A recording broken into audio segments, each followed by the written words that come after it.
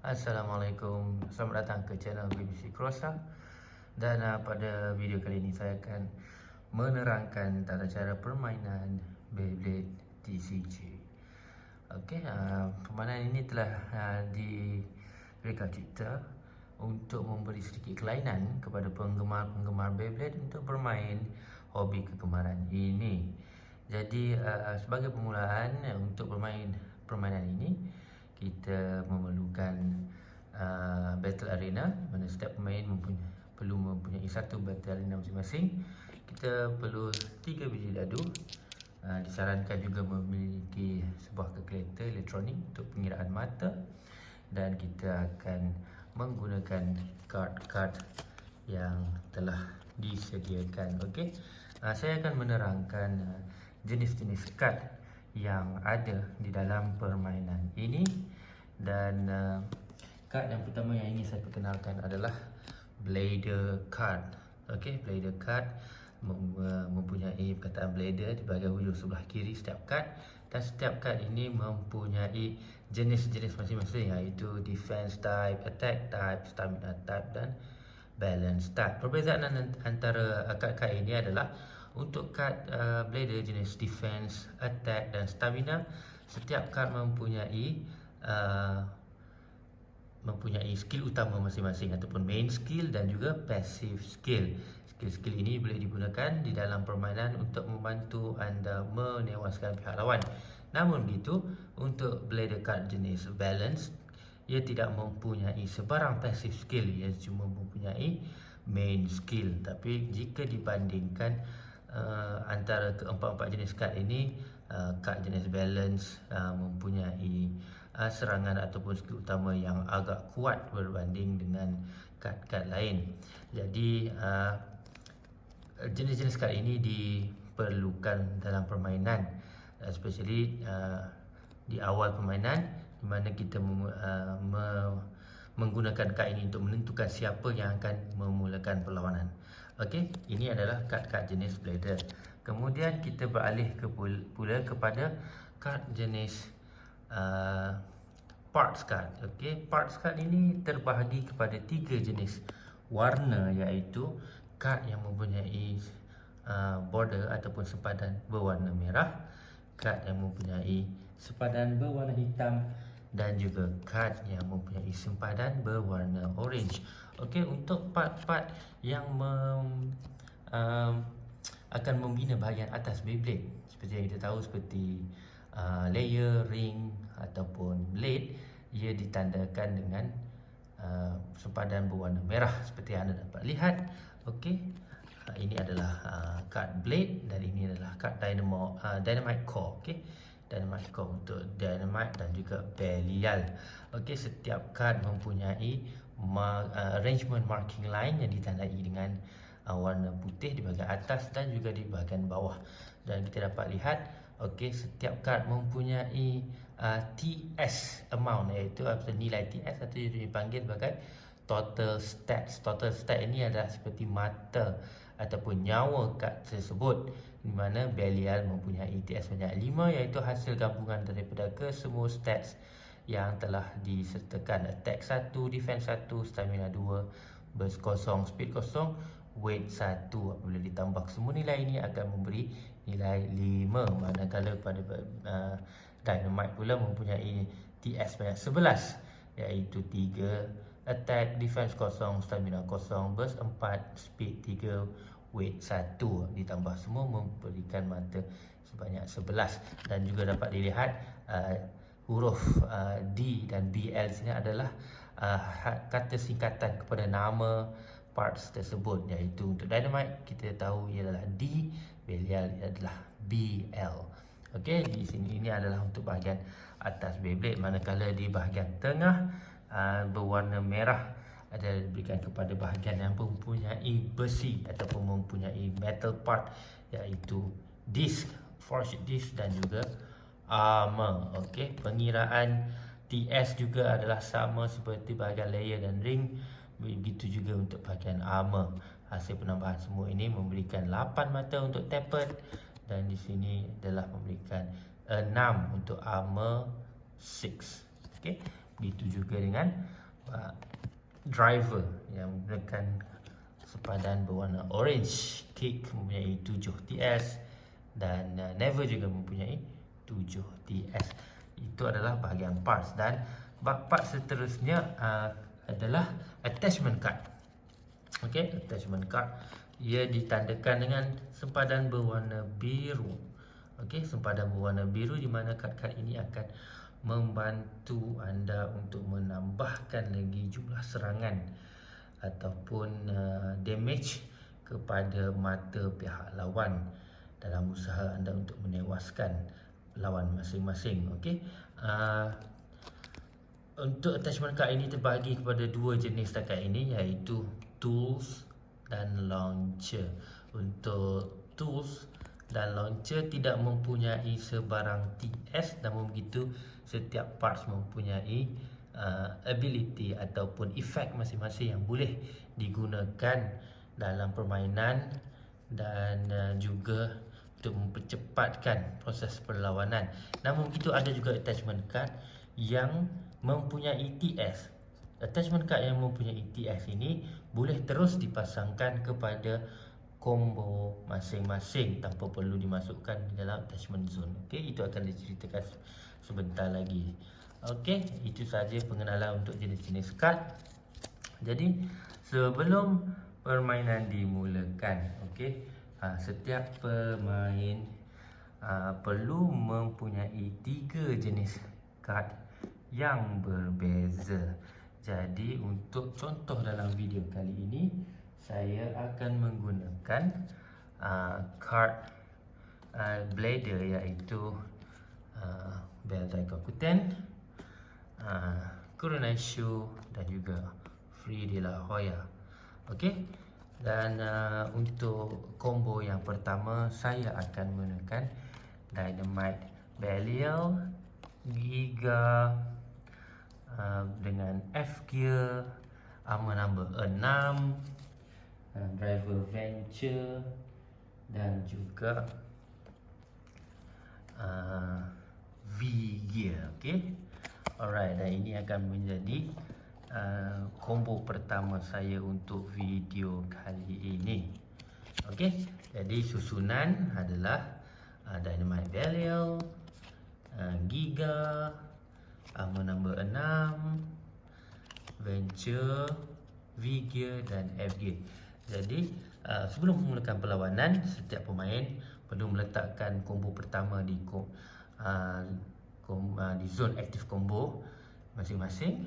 Letakkan blader card di blader zone, dan kemudian kita letakkan second combo kita, okey, di bahagian second combo. Third combo kita di bahagian third combo. Okey, saya letak kat contoh je. Dan kemudian kita letak dua lagi blader card di atas card second combo dan third combo. Dan kemudian jangan dilupakan juga kita perlu meletakkan card di bahagian attachment zone. Alright, untuk attachment zone ini setiap pemain hanya dibenarkan meletak maksimum 10 kad sahaja sebelum permainan dimulakan. Okey, contoh sini saya ada 5, and then ditambah lagi dengan 1, dan ditambah lagi, dan ini adalah contoh 10 kad. Jadi kita letakkan semuanya menghadap ke bawah. Okey, ini adalah setting up face ataupun setup. Dan sebelum dilupakan, kita juga perlu meletakkan satu objek yang kecil untuk menjadi penanda kepada finish point kita. Jadi saya akan menggunakan sesuatu yang kecil seperti ship ataupun driver. Okey, saya ada driver ni. Saya akan tanda di bahagian kosong.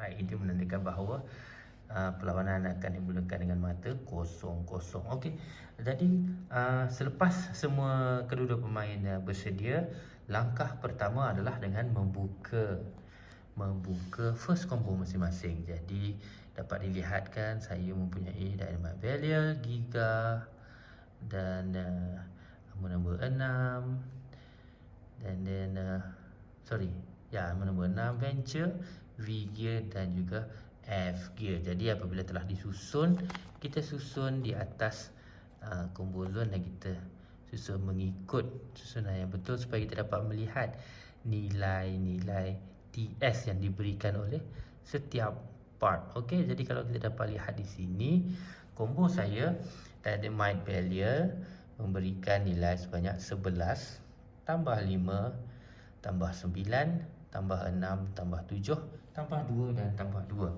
Jadi kita gunakan kalkulator kita. Okey, 11 tambah 5 tambah 9 tambah 6 tambah 7 tambah 2 tambah 2. Jadi permulaan TS saya adalah sebanyak 42. Kemudian saya buka blader card saya. Kita buka blader card kita dan kita tengok adakah blader card kita mempunyai passive skill untuk menambah nilai TS kita. Okey, kita dapat lihat bell mempunyai passive skill di mana sekiranya kita menggunakan mana-mana bahagian belial, kita akan perlu menambahkan stat ataupun ciri serangan bahagian tersebut sebanyak 5 mata. Kedua-dua pemain akan menerima efek tersebut. Okey, jadi kalau kita dapat lihat, saya mempunyai dynamite core belial.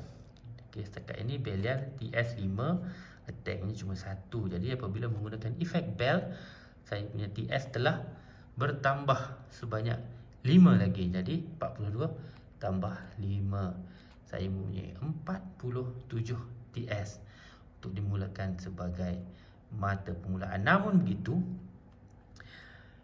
sekiranya kita mempunyai real Beyblade yang menyerupai combo aktif kita, dalam hal ini saya mempunyai dynamite barrier dan bahagian-bahagian lain mengikut aktif combo saya, maka saya letak di atas real bay support zone ini dan ini akan menjadikan TS saya ataupun total TS saya berganda sebanyak 2 kali ganda. Okey, seperti dah lihat RBS TS kali 2. Jadi kita kali 2. Jadi permulaan TS saya sebelum permainan ini dimulakan adalah 94.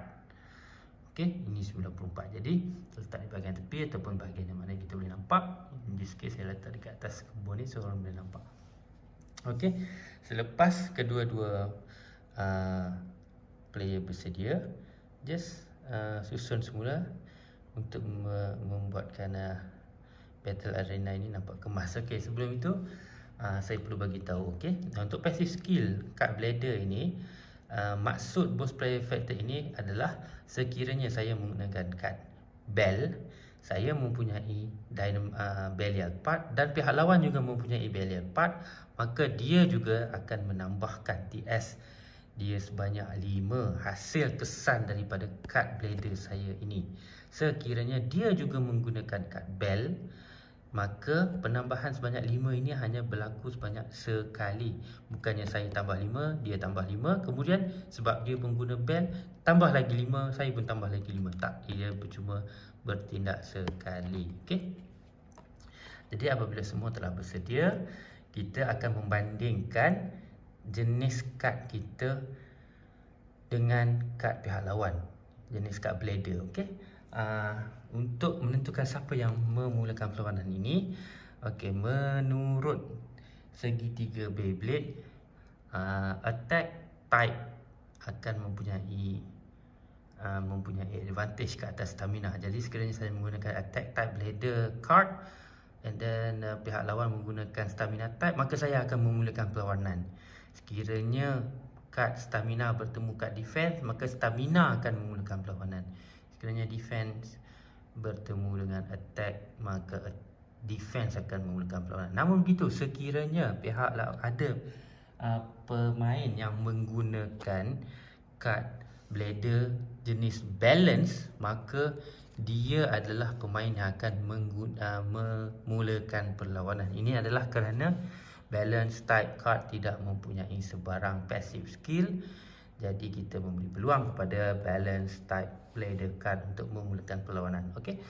Jadi dalam video ini saya akan memberikan contoh saya yang akan memulakan perlawanan. Jadi apa yang perlu saya buat sebelum saya mengisytiharkan serangan atau apa-apa benda yang saya nak buat. Jadi saya perlu ambil 3 first card daripada attachment zone saya. Okey. Jadi seperti yang anda dapat lihat, saya telah ambil 3, dan untuk satu-satu masa hanya 3 kad yang dibenarkan dipegang setiap turn, setiap giliran. Okey. Jadi untuk memulakan serangan, okey, saya perlu buat lontaran dadu, dan kita tengok berapa damage yang akan saya. Jadi seperti yang dapat lihat, saya telah dapat 9 mata, iaitu 4 tambah 4 tambah 1, 9. Jadi saya akan menyerang pihak lawan saya dan dia akan menolak TS beliau, TS dia sebanyak 9. Sebagai contoh, katalah dia mempunyai TS yang sama sebagai saya, iaitu 94, maka tolak 9, TS dia akan tinggal 85. Kemudian dia pula akan mengambil dadu, membuat lontaran dadu dan menyerang saya pula. Begitulah berulang-ulang sehingga salah satu TS pemain menjadi kosong ataupun lebih rendah daripada kosong. Okey, sekiranya berlaku keadaan demikian, itu adalah dikira sebagai spin finish, dan pemenang yang mendapat spin finish akan menggerakkan finish point counter beliau ke poin nombor 1. Itu menandakan dia telah mendapat spin finish. Sekiranya giliran saya sedang berlangsung dan kemudian saya hendak menggunakan attachment card. Okey, sebagai contoh, saya mempunyai launcher card long biar launcher LR, di mana dia mempunyai effect damage boost, di mana sekiranya saya letak di atas card blader saya, selama 2 turn saya menyerang, saya dapat 12. Memandangkan attachment card saya adalah damage boost tambah 5, itu mengatakan sebanyak 2 giliran tambah 5 poin untuk setiap lontaran dadu, dan ini menyebabkan damage yang saya inflict pada pihak lawan adalah 12 tambah 5 menjadi 17. Okey, dan mengikut efek kad ini, ia kekal selama 2 giliran. Jadi selagi 2 giliran tidak habis, selagi itulah kad tersebut berada di blader zone saya, dan selepas tamat 2 giliran tersebut, saya perlu letakkan di bahagian discard card. Okey. Satu lagi cara untuk memenangi perlawanan ini adalah dengan membuat lontaran di mana pihak salah seorang peserta mendapat nombor 5 pada setiap dadu. Bagi contoh, mendapat 5 dadu. Ini akan menyebabkan perlawanan tamat serta-merta, di mana peserta tersebut atau pemain tersebut mendapat over finish. Okey, ini dikira sebagai over finish kerana dia dapat 5, dan dia akan gerakkan finish point counter dia kepada 2, kerana over finish akan menyebabkan anda mendapat 2 mata. Dan sekiranya ada pemain yang dapat 3 dadu menunjukkan angka 6, maka dia akan menang dengan burst finish. Ia juga bernilai 2 mata. Okey, ini adalah cara-cara untuk menamatkan ataupun untuk menewaskan pihak lawan. Okey, setelah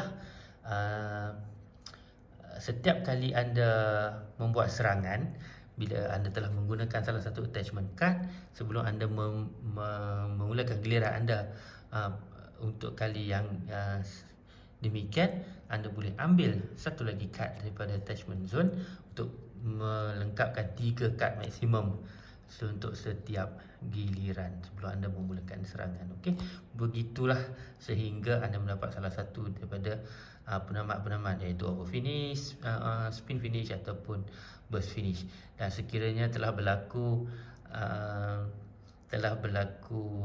ataupun ada pemain yang menang, maka sebelum menamakan round tersebut, pertandingan tersebut, ambil kesemua kad yang ada di discard zone, masukkan bersama dengan apa yang anda ada di tangan, masukkan semua dengan apa yang baki di attachment zone, dan kemudian ada shuffle.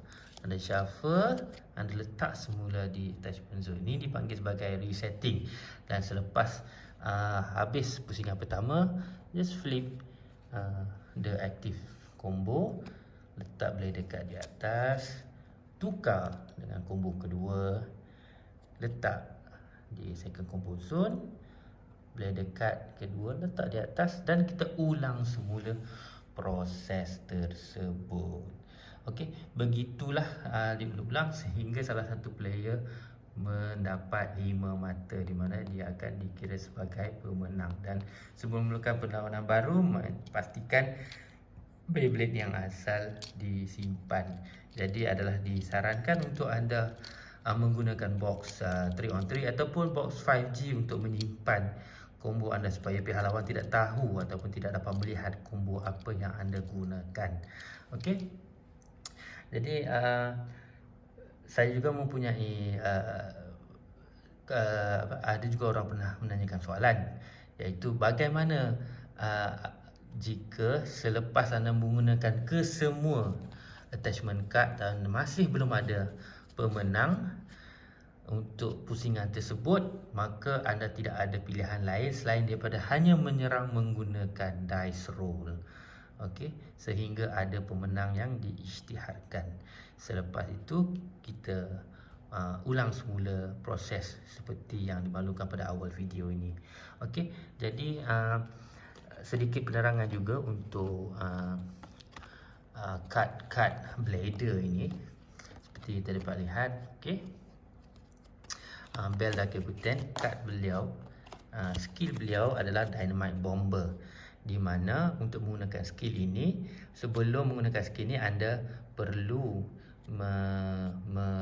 mengumumkan ataupun meneka satu nombor daripada dadu-dadu tersebut. Sebagai contoh, anda meneka nombor 3, kemudian anda membuat lontaran dadu, dan sekiranya salah satu dadu tersebut menunjukkan nombor 3, bermakna tekaan anda betul, maka anda boleh menggunakan skill Dynamite Bomber, di mana sekiranya saya mendapat 3 sebagai contoh. Okey, jadi dadu ini telah jumlah serangan adalah sebanyak 9. Jadi selepas saya meneka 3 dengan betul, maka skill Dynamite Bomber ini akan menggandakan serangan saya sebanyak 2 kali, iaitu 9 kali 2.